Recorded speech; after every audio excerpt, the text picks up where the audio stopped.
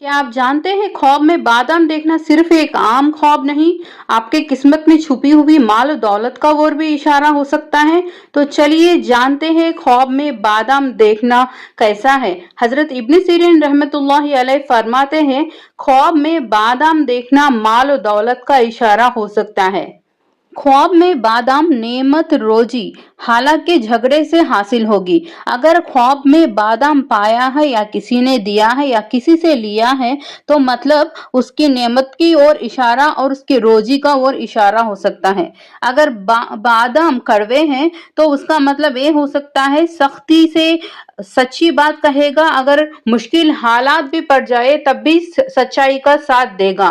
ख्वाब में बादाम सख्त हो तो उसका ताबीर ये हो सकता है किसी कंजूस आदमी से माल लेगा।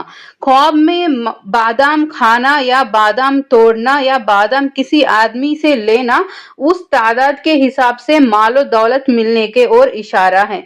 किसी पेड़ से या दरख्त से बादाम तोड़ना किसी कंजूस और बखील आदमी से उसी तादाद में माल लेने की अलामत है।